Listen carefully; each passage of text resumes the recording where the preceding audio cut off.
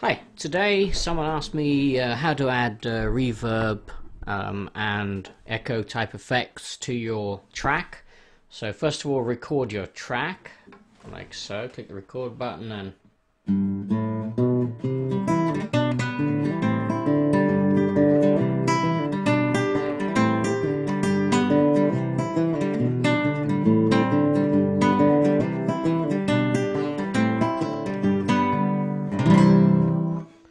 okay, once you've finished your recording, click the E button for edit the channel settings, and then go to the left here and select, just press the button, it'll come down with a drop down menu. Select modulation, and underneath modulation select I've got Roomworks. I think this came with the program, and it comes up with this box here, reverb, time and mix and so on. Now on the right there's a little square there. You have to select that and click load preset. When you click load preset, it comes up with options like a guitar, or let's go for guitar, plucked guitar. Okay, and it's an acoustic guitar, so we'll go auto preview, and it's come up with brighter drums. I'm not quite sure why that is. We'll click OK. Once that's done, play back and see what it sounds like. Like so. Click the record button and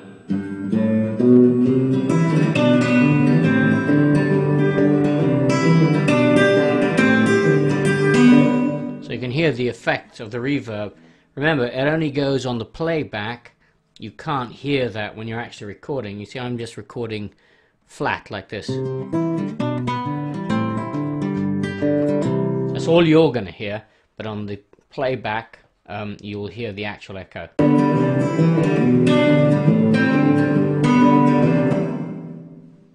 So then you want to adjust the amount that's on there. You will adjust the mix button. So over here is the mix button. I reduce the mix button to 0. That's flat. Now increase echo, reverberation, sorry.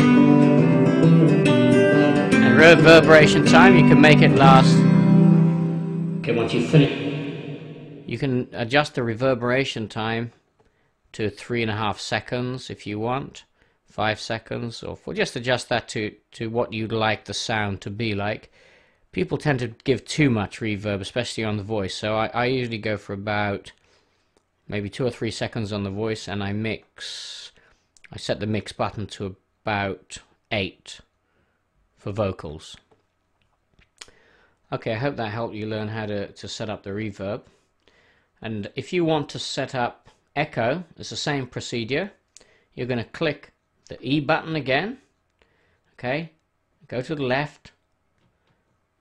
Left mouse button click will give you the drop down menu, and it has various selections here. You've got modulation, Roomworks, and then but at the top you've got ping pong delay, and if you click that, that gives you an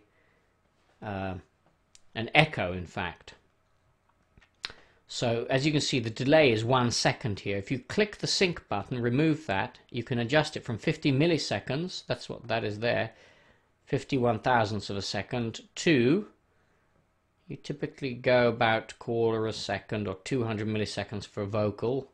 I'll try it on the guitar and we'll see what it sounds like, and adjust the mix down it. And I always find these very high. I usually go for about 10% or something. And you can play with the feedback, and the spatial will transfer the echo from one side left to the right channel like that. See, so you can play with these various buttons to see the effect. I'll play back the track now, and you can see as I pan across the different buttons, you can see what it sounds like. So here we go. Like so. Click the record button and increase the echo now. can hear the echo coming, a bit too much. Back it off. Spatial. Takes it back to the various left to right. Gives a different effect between the left and the right speaker. A bit more or less of the echo will shoot itself across. And I'll just play again and you'll see what the feedback does. That'll increase the amount of times it will echo.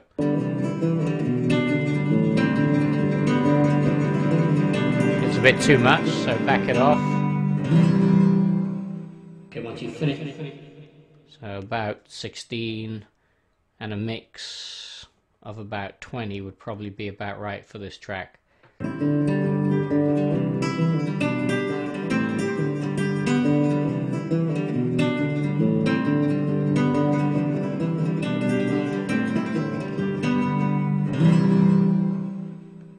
So you can play around with those buttons and create more or less delay depending on the kind of effect you want.